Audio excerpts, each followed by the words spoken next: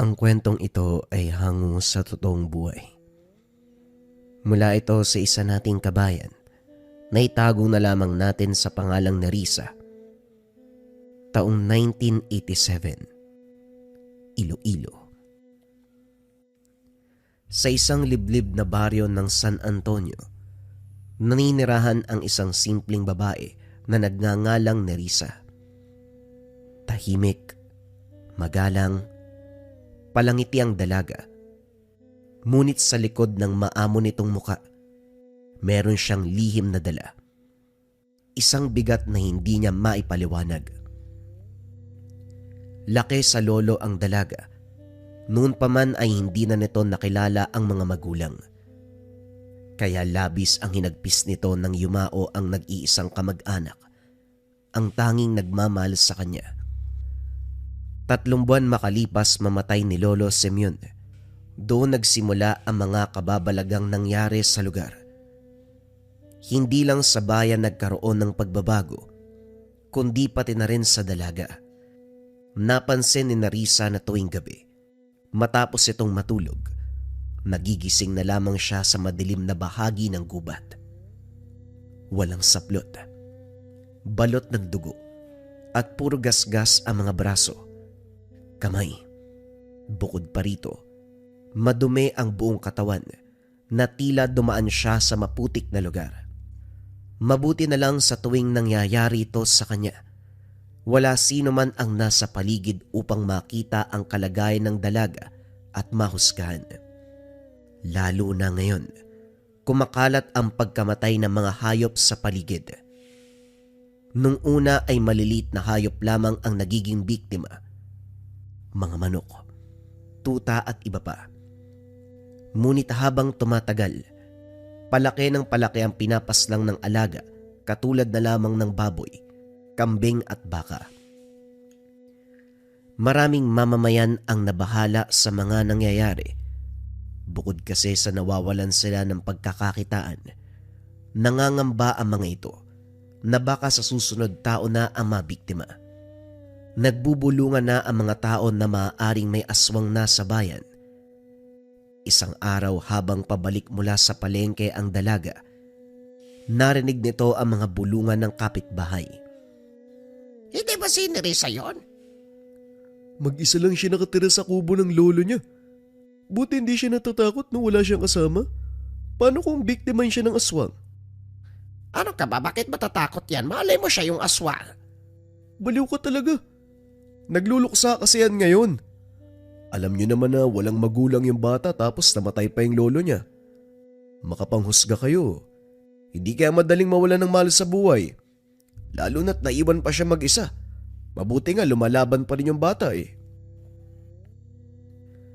Nang makadaan si Nerissa sa harapan nila, abot tenga ang ngiti ng mga ito. Parang mga mabubuting kapitbahay. Kaso nga lang sa pagtalikod niya, kagad ding bumalik ang bulungan. Mga salitang may halong panghusga at inggit. Nagpatuloy lamang sa paglalakad si Nerissa. Pinilit na ngumiti na parang walang naririnig. Hindi na rin niya ininda ang mga yon. Alam niya na wala itong matutulong sa kanya. Ang opinyon ng mga tao na hindi nakakaunawa sa pinagdaanan niya. Sa pagdating ng tahanan, sinalubong kagad siya ng katahimikan. Ang dating maingay na bakuran, tahanang puno ng tawanan, ngayon ay napalitan at nilamon na ng kalungkutan. Ang mga halamang inalagaan noon ng lolo, ngayon ay itim at tuyo na. Ang mga dingding ay marupok at ang kisame ay nagpapatak ng tubig mula sa bubong. Pumapasok ito sa silid at doon nakapatong ang lumang litrato ng lolo. Lolo, sobrang hirap bumalik sa bahay na to lalo na't wala ka. Sandaling natigilan si Nerissa nang maramdaman ang kakaibang lamig ng hangin. Bagamat sarado ang lahat ng bintana, nagtungo siya sa direksyon ng lumang hagdan kung saan sumasayaw sa sahig ang aninong gumagalaw kahit walang tao sa lugar. Baka aguni-guni lang. Oras na siguro para matulog. Wika ni Nerissa sa sarili. Hindi naman matatakotin ng dalaga. Lalo na ngayon, kailangan niyang matuto mamuhay mag-isa. Tinitigan niya ang pulseras na binigay ni Lolo Simeon. Ayon sa matanda, wag na wag aalisin ang porselas na yun dahil ito ang natatanging gamit na makakapagprotekta sa kanya, lalo na't balang araw mawawala rin ang lolo. Hindi ko talaga inaasahan to, Lolo. Yung balang araw na sinasabi mo, nangyari na pala talaga. Nakatulog na lamang ang dalaga. Pagmulat ng mga mata, balot na ang paligid ng dilim. Wala na siya sa loob ng kanilang tahanan. Napabalikwas siya ng bangon. Nililibot ang paningin. Ngunit pawang mga anino lamang ng mga puno ang gumagalaw sa paligid. Wala siyang maalalang lumabas. Ngunit malinaw na nasa gitna siya ng kakawyan. Puro damo. Putik ang sahig. Hindi mawari kung paano siya napadpad doon. Pagbaba ng tingin niya, bigla siyang napatigil. Hubad. Agad niyang tinakpan ang sarili. Nanginginig sa iya at takot. Dali-daling dinampot ang isang malapad na dahon ng saging, binalot sa katawan. Ang hangin ay malamig, ang lupa ay basa, at ang katahimikan ay nakakabingi. Muli niyang inikot ang paningin, tila may mga matang nakamasid mula sa dilim. Sa paggalaw ng kanyang mga kamay, napansin ang dugo. Malagkit, makapal at nangingintab. Sa liwanag ng buwan kinapkap niya ang sarili. Pilit hinahanap ang sugat na maaaring pinagmulan. Ngunit wala. Walang galos. Walang hiwa. Doon niya napagtanto na ang dugo ay hindi sa kanya. Mabilis siyang tumayo at tumakbo pauwi. Halos hindi maramdaman ang tinik at batong tumutusok sa mga talampakan. Ngunit bago pa siya tuluyang makalayo, napatigil siya. Mula sa likuran ng mga puno, may aninong gumalaw. Kahit malayo, hindi malinaw, siguradong may nakita ang dalaga. Parang may nakamasid, tahimik na sumusunod sa bawat hakbang niya. Pinilit niyang wag lumingon. Humigpit ang hawak niya sa dahon at sa pagitan ng kanyang paghinga. Ramdam niyang may malamig na hiningang dumadampi sa kanyang batok. Hindi na siya lumingon pa. Tumakbo ng buong lakas.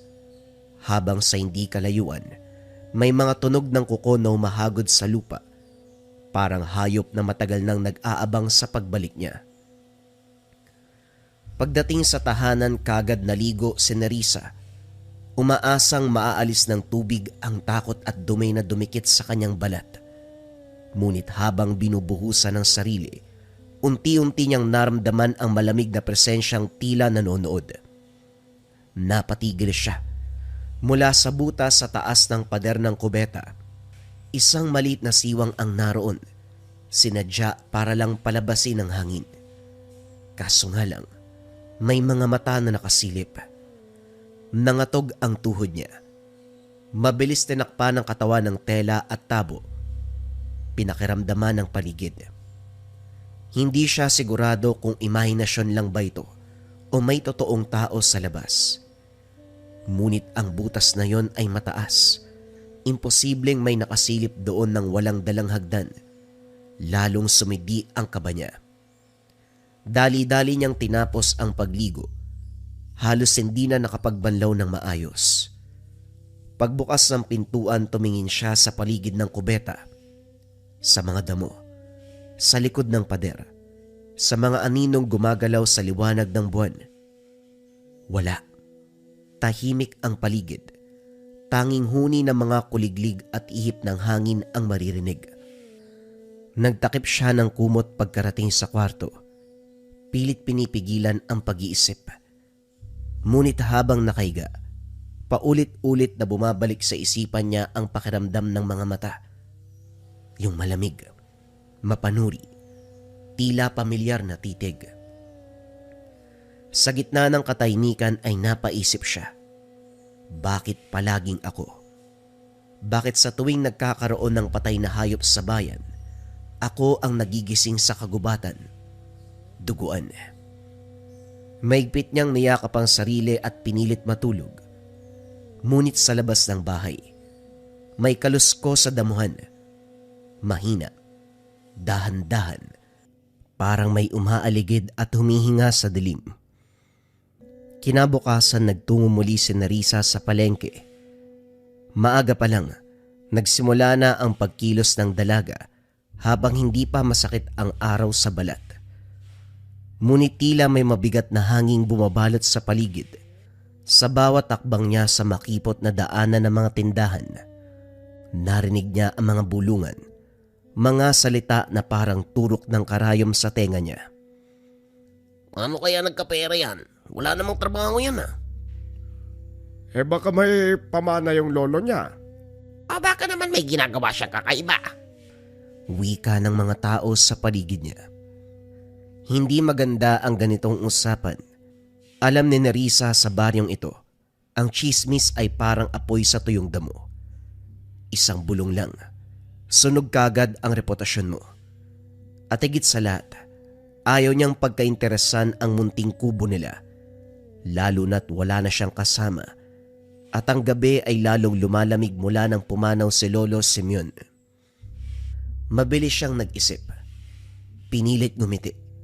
Nilakasan ang boses habang kinukuha ang mga paninda mula sa tindera. Pautang muna Aling Deli ha. Pangako babayaran ko kapag nabenta ko yung lumang gamit ni Lolo. Alam mo naman ang hirap na kasi ngayon eh. Narinig ito ng mga chismosa sa malapit. Nagbago ang ihip ng hangin. Kaya naman pala, ganun pala Akala ko kung saan nanggagaling yung pera Kawawa din naman pala siya, Kahit papano lumuwag ang dibdib ni Nerissa. Ang bigat na kanina pa dinadala ay parang bagyang nabawasan. Naintindihan naman kagad ni Aling Deli kung anong ginawa ng dalaga. Sumakay na lamang ito habang palim na inaabot ni Nerissa ang bayad sa kanya. Ngunit habang inaayos ng dalaga ang mga pinamili, may mga matang nakatingin sa kanya mula sa dulo ng palengke. Isang matandang lalaki, payat, marungis at tila tagpi-tagpi ang suot. Nakasombrerong kupas, nakasandal sa poste ng ilaw. Ngunit ang pinaka nakakatakot ay ang mga mata nito. Hindi basta nakatingin, kung di nakatanaw. Matalim, parang sinusuri ang kaluluwa niya. Napahinto si Nerissa. Tumatagaktak ang malamig na pawis sa kanyang batok na para siyang inihipan ng malamig na hangin kahit tirik ang araw. Aling Deli, nakikita niyo po ba yung lalaking yun? Yung andun po sa may dulo? Sino po kaya yun? Tumingin si Aling Deli at nang makita kung sino ang tinutukoy, bagyang ngumiti ang tendera. Si Tatang Fidel. Wag kang mag-alala, iha. Mabait ang matandang yan. Pero bakit parang ang sama po niya kung makatingin? Ganun lang talaga yon. Medyo may kaunting pagkasira ulo. Yan ang sabi ng iba, laging nag-iikot dyan parang may hinahana. Paminsan pa nga daw, may mga kinakausap na hindi natin nakikita. Pero wag mo na lang pansinin. Bukod sa kawirduhan ng matandang yan wala naman siyang inaagrabyado. Ngumiti si Aling Deli. Ngunit sa likod ng mga mata, may bakas ng pag-aalinlangan. Parang may gustong sabihin, pero mas piniling manahimik. Hindi mapakali si Nerissa habang inaayos ang mga pinamili. Ramdam pa rin niya ang titig ng matanda. Pinilit na lamang ng dalaga na wag magpakita ng takot. Maraming salamat po, Aling Deli. Sa muling paglingon ni Nerissa, wala na si Tatang Fidel. Napalunok na lamang siya at nagpatuloy maglakad. Minabuti ng dalawa na umuwi bago pa muling makita ng matanda. Napalingon siya sa kaliwat kanan. Sa kabila ng ingay ng palengke, sigawan ng tenderang nagbebenta ng isda. Kalansing ng mga barya, huni ng mga ibon, tila may isa pang tunog na sumisingit. Isang mahina, kaluskos na mga yapak na sumusunod sa kanya. Habang naglalakad pa uwi, ramdam niya na may anino sa likuran. Parating sumusunod, ngunit laging nawawala paglingon niya. Sa bawat kanto, bawat lilim ng puno, may pakiramdam siya na may mga matang nagmamasid. Pagdating sa dulo ng daan, bago siya pumasok sa kanilang bakuran, may maliit na bote ng dugo na nakatirik sa lupa sa tapat ng pintuan. May buhok pa ng manok at asin na nakakalat sa paligid. Napatras siya. Kinilabutan ang kanyang balat. Sinong gumawa nito? Wika sa sarili. At mula sa hindi kalayuan sa lilim ng punong mangga, may nakatayong figura. Si Tatang Fidel. Tahimik at nakatitig lang. Sa gitna ng kanyang pagkalito, isang ngiti ang gumuhit sa labi ng matanda. Ngiti na hindi mo alam kung mabuti o naghahanda ng masama. Halos mapasigaw sa takot ang dalaga, ngunit nagpigil ito. Bakit po kayo nandito? Anong kailangan nyo? Nilakasan niya ang kalooban, nagsalita na parang hindi natatakot. Mag-isa ka lang sa bahay, diba, Nerissa? Wika ni Tatang Fidel. Kinilabutan sa boses nito. Kung gaano nakakatakot ang itsura, ganon din ang kanyang boses. Ikaw ho ba yung may gawa nito? Dapat sagutin mo muna ang tanong ko, Iha, bago ko sagutin ang katanungan mo.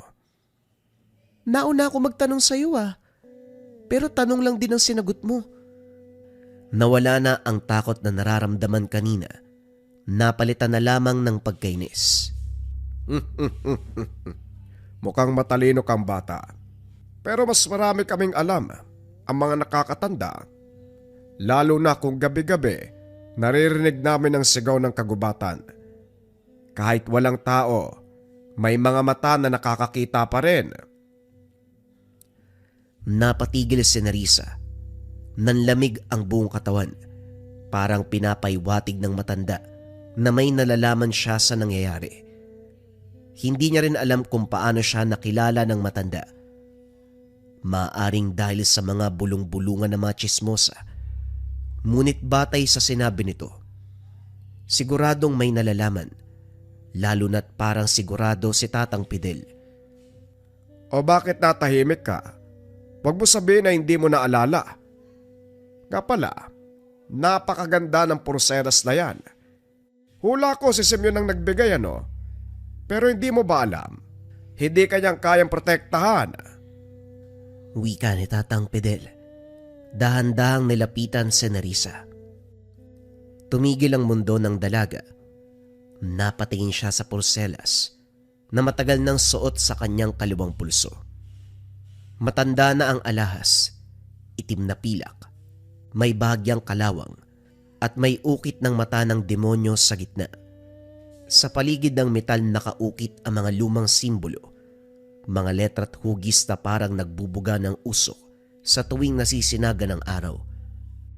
Kailanman, hindi niya ito inalis. Regalo ito ni Lolo Simeon bago siya pumanaw. Ngunit habang pinagmamasdan ito, napansin niyang sa lilim ng sinag ng araw, may kumikislap na parang pula at sa bawat tibok ng kanyang pulso, sumasabay din ang pagtibok nito. Ang amoy ng dugo, ang daan pabalik sa bahay. Alam ng lupa kung saan ka nanggaling, Nerissa. Alam ng mga puno, halaman at hangin. Mabilis siyang umatras at tumakbo pawi. Halos mabitawan na ang mga pinamili. Kahit tanghaling tapat, ramdam niya ang lamig ng bawat salita na sinasabi ng matanda. Tila dumilim ang paligid. Sa bawat paglapit ni Tatang Fidel, sumasakit ang kanyang pulso. Ang pulseras ay nag-iinit, parang nag-aalab mula sa loob. Tumakbo siya, Tumalbog sa semento ang mga pinamili. Kumalat ang mga pruta sa sahig. Ngunit wala siyang pakialam. Ang gusto lamang ng mga panahong iyon ay makalayo. Pagdating sa bahay, halos masira ang pintuan sa pagsara niya. Isinandal ang sarili, hinihingal, nanginginig. Tahimik ang lugar. Hangin lamang ang maririnig. Hangin na may kasamang boses. Hindi mo maitago ang dugo, Iha. Lalabas at lalabas din ang katotohanan. Ang dugo mo, ang pintuan, bulong ng hangin. Nilingon at hinanap niya ang matanda, ngunit wala. Napalanok si Nerissa. Hindi na dapat magpatuloy pa ang ganito. Kailangan niya ng mga kasagutan. Sa ilalim ng mesa, doon natagpuan ang isang lumang kahon. Pagmamay-ari ito ng lolo. Doon nakalagay ang porselas bago ibinigay sa kanya. May kasamang lumang papel, mga dasal, isang itlog na itim na mula sa manok na tila ba pinatuyo. Umupo siya. Dahan-dahan, kinuha ang kahon at nang buksan ito, may hanging dumampi sa kanya. Mabaho na parang bulok, nangangamoy dugo. Sa ilalim ng mga papel, may isang liham na nakaagaw ng atensyon. Pamilyar ang sulat kamay ng lolo kaya kaagad itong binuksan. Kinakabahan habang binabasa ito. Kung sino man ang nagmana ng aking dugo, patawarin mo ko. Noong kabataan ko, sa kagustuhan kong yumaman, nakipagkasundo sa nilalang ng kagubatan. Sa bawat gintong dumarating, may isang buhay na nawawala. Tugo kapalit ng kayamanan. Ngunit ang kasakiman ay may singil. Nasunog ang ating tahanan noon. Naglaho ang mga kapitbahay. Akala ko noon sapat na ang pangingi ko ng tawad. Namuhay ako bilang dukha upang tanggihan ang gintong regalo ng sumpa. Pero hindi yon naging sapat. At hanggang sa dulo, kinakain pa rin ako ng konsensya. Tumakas ako at iniwan ang lahat. Dinala ang sumpa sa mutyang ito. Ang porselas na suot mo ngayon, nilagyan ko ito ng orasyon upang makulong ang demonyo sa loob. Ngunit tanging dugo ng aking lahi ang makakapanatili ng selyo. Huwag na huwag mong aalisin at huwag mong hayaang magising ang gutom. Dahil sa oras na ito'y makawala, hindi natin alam kung ano ang kaya nitong gawin. Kung sakaling mas malakas na ang demonyo ngayon, patawad. Dahil maaaring wala na ako bago pa kita matulungan. Pagkatapos basahin ng liham, may kumirot sa kanyang braso. Ang metal ng porselas ay kumislap. Ang pula kanina ay dumilim, dahan-dahang gumapang sa ugat ng kanyang balat. Ano to? Lolo, ano to? Sa gitna ng panginginig, may boses sa sumagot. Hindi mula sa labas, kundi mula sa loob. Ang kabayaran ng inyong lahi. Wika ng boses. Walang tunog na lumalabas sa kanyang bibig. Ang paligid ay biglang lumabo, para bang nalunod sa hamog ang buong lugar. Ang hangin ay nanlamig, mabigat, at tila may amoy ng kalawang at bulok na laman. Ang mga ilaw ng lampara ay kumukurap. Sabay patay. Iniwan siyang nakatayo sa dilim.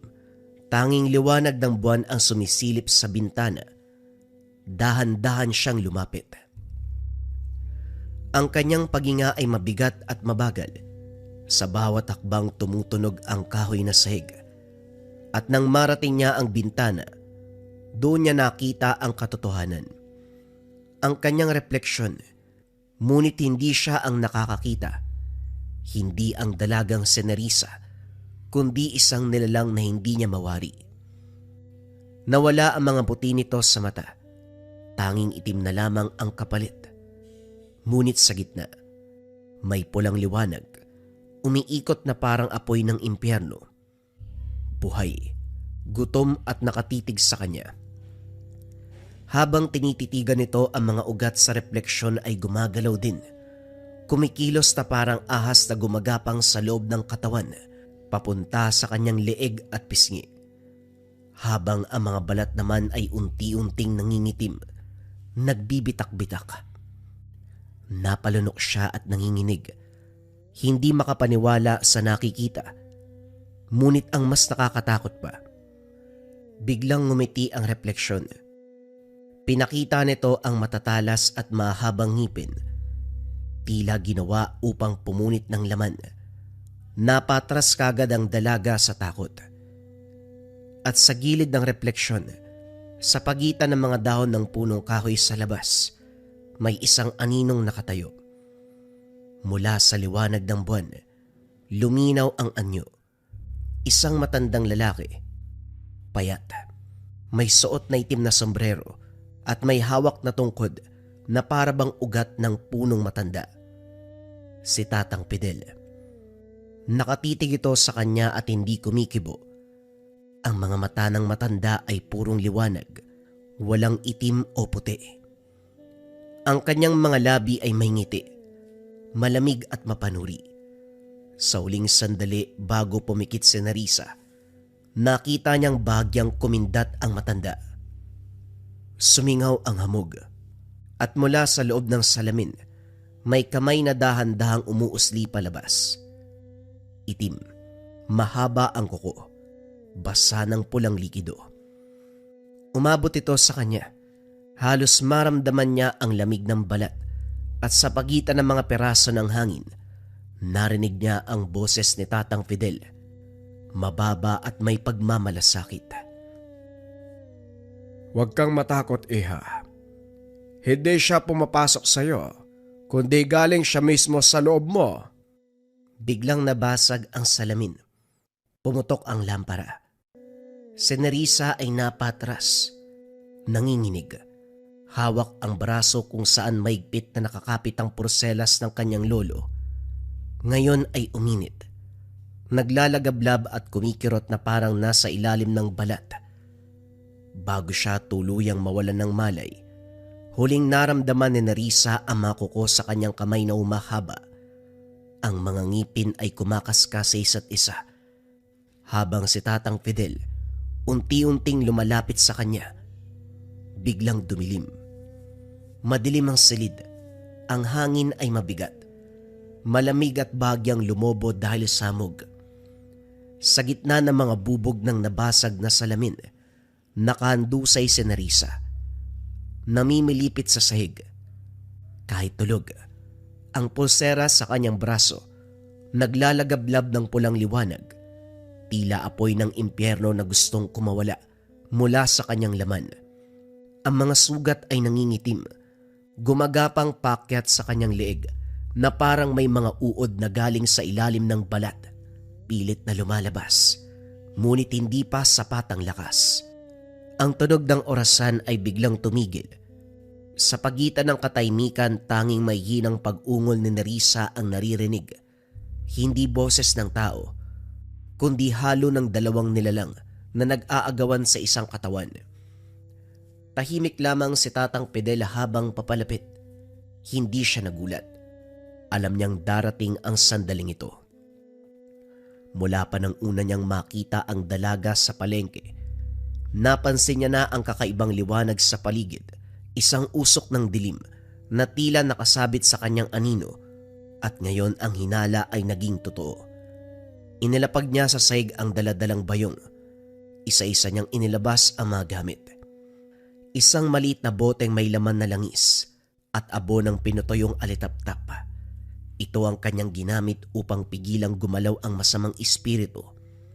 Mutya ng araw, taglay ang liwanag na hinubog sa lumang orasyon ng mga katutubo, at ang latigo, kung saan gawa ang lubid nito sa buhok ng tikbalang, isang sandatang pangtugis ng nilalang sa dilim. Lumod siya sa tabi ng dalaga, maingat niyang pinahid ang langis sa noon ni Nerissa. Ngunit sa sandaling dumikit ang unang patak, sumirit ang usok mula sa balat, Isang nakakabinging sigaw ang kumawala mula sa kanyang lalamunan. Ang boses ay malalim at mababa, may hahalin tulad sa halimaw na nanggaling sa kailaliman ng lupa. Matanda, akala mo ba mapipigilan mo ko? Sa sobrang gulat ni Tatang Fidel, napatras ito. Ngunit hindi pa rin tumigil ang nilalang. Ang mga ugat sa leg ni Nerissa ay kumilos, gumagapang paakyat sa kanyang muka, at ang mga mata ay naging itim na may apoy sa gitna. Pagbukas niya ng mata, ang kisame ay punit-punit na. Mula rito ay lumabas ang anino ng demonyo, balat na parang sunog na kahoy, matay purong itim at mga ngipin na tila hinulma sa bakal. Nariyan din ang napakalaking pakpak. Mahaba ang mga pangil. Ang bawat galaw niya nag-iiwan ng apoy ng asupre. Tumalon ito pababa at sumapul sa sahig. Umuga ang buong bahay. Ang mga bubog ay lumipad. Sumabog sa lahat ng direksyon. Hinugot ni Fidel ang mutya ng araw, itinapat sa halimaw. Isinigaw nito ang orasyon at pumutok ang liwanag. Ngunit sinalubong ito ng halimaw. Pinalibutan siya ng itim na usok. Nagsalpukan ang dalawang puwersa, dilaw at itim. Ang sahig ay gumuho sa pagitan nila. Sumugod ang demonyo. Pumalo gamit ang matatalim na kuko. Dumula si Tatang Fidel. Tumagilid.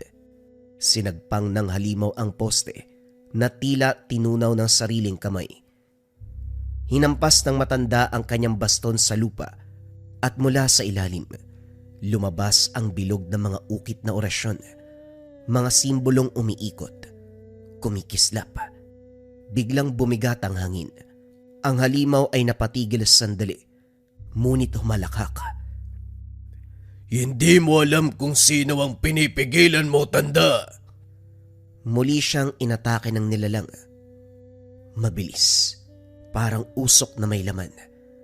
Sa isang kisap mata, sumargo ito kay Tatang Fidel. Ang mga kuko ay humaba, nagiging parang mga patalim na nagliliyab sa dulo. Tumalon ito mula sa kisame, lumapag sa sahig ng may ugong na parang bakal na tumama sa bato, at saka umatake ng sunod-sunod. Napatras si Fidel, gamit ang kanyang lumang baston bilang panangga.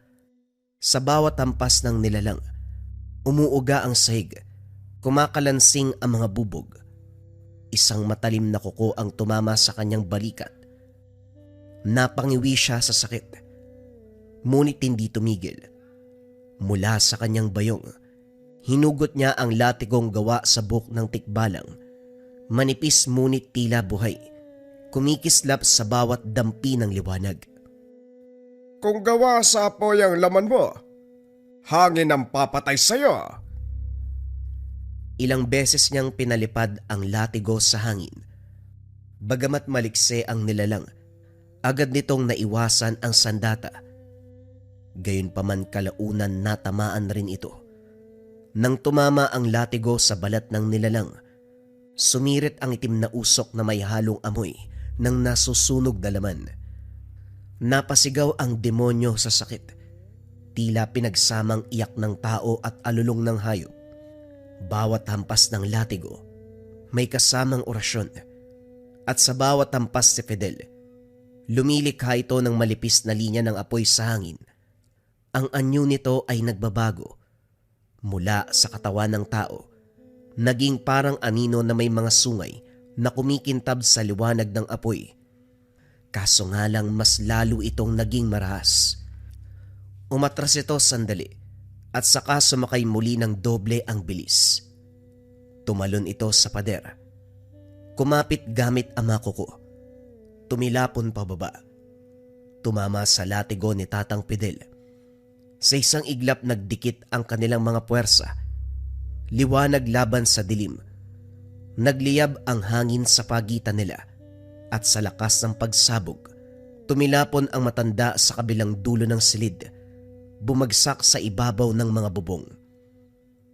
Napahinga ng malalim ang matanda. Ramdam niya ang hapdi ng tagiliran, ang init ng dugo na dumadaloy sa kanyang balat at damit. Kaso nga lang nang tumayo siya, naroon pa rin sa kanyang mga mata ang matatag na liwanag. Muli nitong hinaplos ang latigo. Sa dulo nito unti-unting luminaw ang mga letra ng sinaunang baybayin. Nagliliyab na bughaw. Muling sumugod ang nilalang ngunit sa pagkakataong ito, si Tatang Fidel ang unang gumalaw. Sa isang mabilis na talon, pinaikot niya ang latigo sa ere. Bumuo ng bilog sa hangin at sa gitna ng bilog, nabuo ang simbolo ng araw, apoy, hangin at lupa. Ang mga sinaunang puwersang kailangan upang lumaban sa dilim, ibinato niya ito sa nilalang. Nang matamaan, sumabog ito sa liwanag na tila kidlat sa loob ng silid. Napasigaw muli ang demonyo nang gagalaiti siya habang nasusunog ang kalahating muka. Ngunit sa halip na mamatay, lalo itong nagliyab ng apoy. Pero hindi kulay pula o dilaw, kundi kulay itim.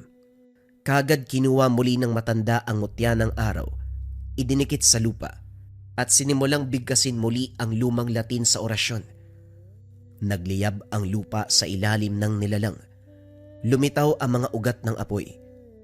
Kumapit ito sa mga paa ng demonyo at sinimulang hatakin pababa. Ang halimaw ay nagpumilit na lumaban. Muli siyang tumalon. Ngunit sa bawat takbang ay humahabol ang apoy. Parang mga kamay ng kaluluwang humihingi ng hustisya, inosenteng buhay, na kinuha nung panahon ni Lolo Simeon. Isang sigaw, matinis at nakakabingi, ang pumuno sa buong bahay. Bumagsak ang mga dingding, yumanig ang bubong. Ang ilaw mula sa mutya ni Tatang Fidel ay umabot hanggang kisame, ngunit kahit bumagsak na ang mga tabla, kahoy at bato, hindi siya umatras. Sa huling lakas, hinagis niya ang latigo at sa ere ito ay umikot ng 3 beses bago sumalubong sa nilalang. Tumama ito sa leg ng demonyo, bumaon, at sa isang hatak, nahati sa 2 ang katawan ng halimaw. Sumirit ang usok, sumabog ang liwanag, at sa sandaling iyon tumigil na ang lahat. Walang tunog, walang galaw. Tanging ang paghinga ni Tatang Fidel at pagaspas ng apoy sa mutya ang naroon. Dahan-dahan niyang tinignan si Nerissa. Nakahandusay, nanginginig ngunit humihinga. Nakita ni Fidel ang pulseras ni Nerissa, tumitibok na parang puso. Sa bawat pintig nito, lumalabas ang usok. Unti-unting nangihina ang tunay na Nerissa, tila hindi na kayang labanan pa ang nilalang sa katawan. Wala na. Wala nang oras. Dinukot ni Fidel ang abo ng uling. Ibinuhos ito sa pulseras, sabay pinahira ng langis ng ikmo. Sa sandaling tumama ang mga ito, kagad sumirit ang itim na dugo at ang halimaw ay napasigaw. Isang dagongdong na halos pumutok ang kanyang tenga. Itinaas ni Fidel ang mutya ng araw at muling sinambit ang orasyon. Nagtagpo ang mutya at pulseras. Pumutok ang liwanag. Isang pagsabog ng ginto, pula at puti. Pakawalan mo ko. Pakawalan mo ko. Hindi lang kita papalayain. Ibabalik kita kung saan ka dapat nakatira. Walang iba kung hindi sa impyerno. Wika ni Tatang Fidel. Bumulwak ang apoy mula sa kanyang kamay. Sa huling orasyon, nagliyab muli ang buong silid. Ang halimaw ay abo na. Nang bumalik ang katahimikan, si Fidel ay nakaluhod sa abo, hingal at duguan. Sa harap niya si Nerissa ay nakahandusay, payapa tumihinga. Ang pulseras ay wala na. Abo na lamang ang natira sa kanyang braso. Ngunit sa balat niya, may naiwan na marka ng araw. Kumikinang na ginto sa ilalim ng balat. Dahan-dahan lumapit si Fidel. Inilapag ang kanyang palad sa noo ng dalaga. Marahang nag-orasyon. Tapos na, Iha. Ang dugo mo ay malinis na. Ang nilalang ay natulog na sa liwanag. Hindi ka nagagambalain pa. Madaling araw nang tuluyang humupa ang lahat.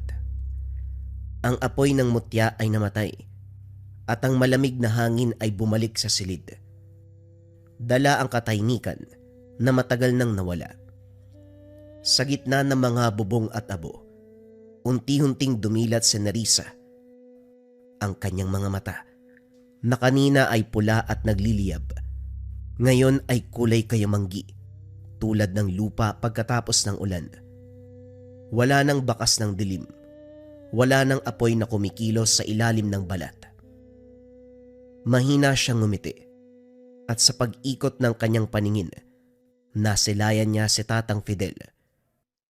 Nakaluhod sa tabi niya. Pawisan. Sugatan ngunit payapa ang muka. Marahang pinisil ng dalaga ang kamay nito. Nabasag ang katahimikan nang siya ay magsalita. Maraming salamat, Tatang Fidel. Hindi mo ko sinaktan.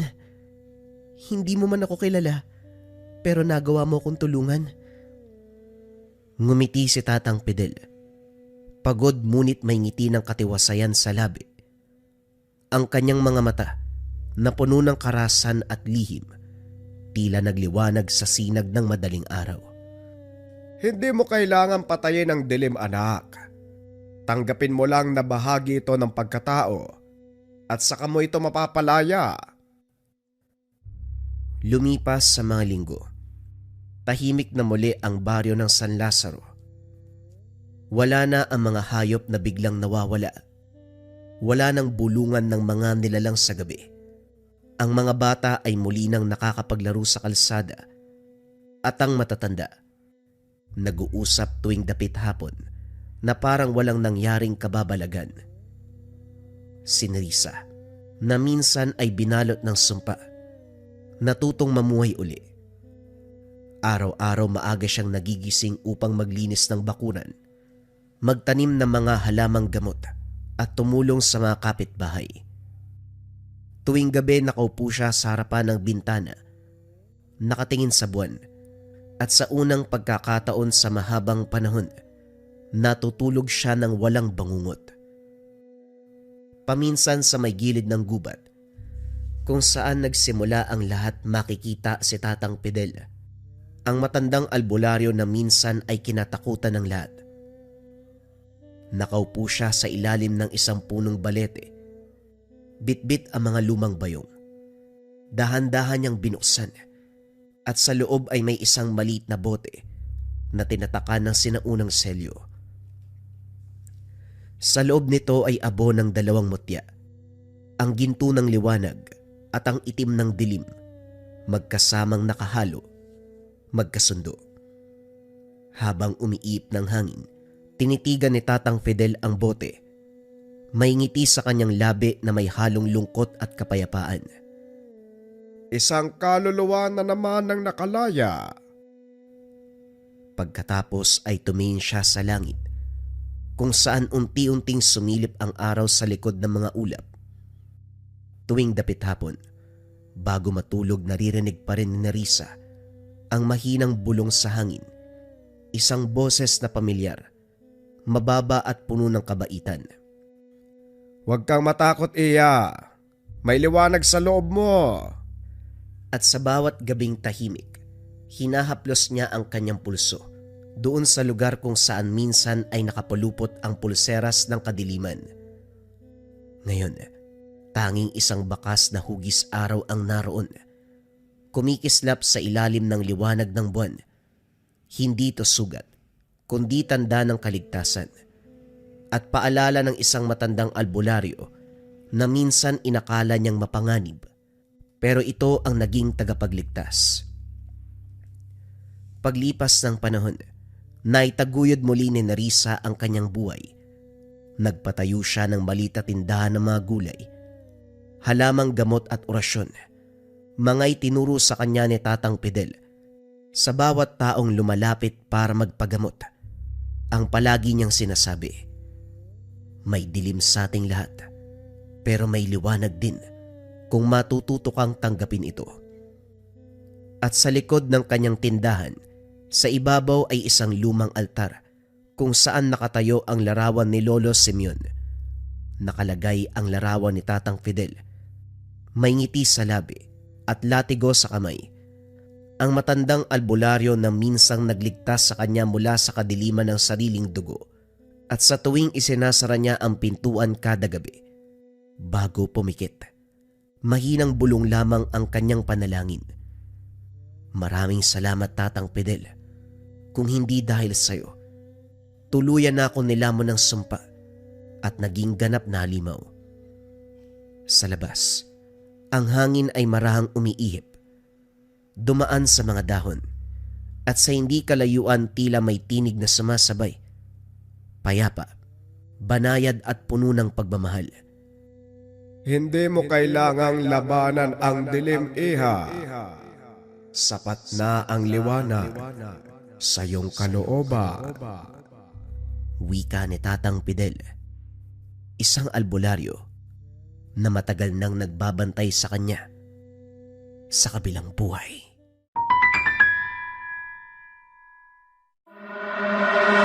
Inggit. Isa sa pinaka nakakairita, nakakainis, panira ng diskarte. Naranasan mo na ba yan, kabayan ko? Mga inggit na tao at kung ano-ano ang sinasabi sa'yo. Kung ano-ano ang hinihiling sa'yo. Sawa ka na ba sa ganito, kabayan? Subukan mo ang talagay bracelet. Kontra evil eye, kontra inggit. Mataas na uri ng depensa. Kung ano ang hinihiling nila na bunga ng inggit sa kanila mangyayari. Kung sawa ka na sa inggit ng mga tao, subukan mo ang talagay. Search mo lang ang shop ng Likha Merchandise.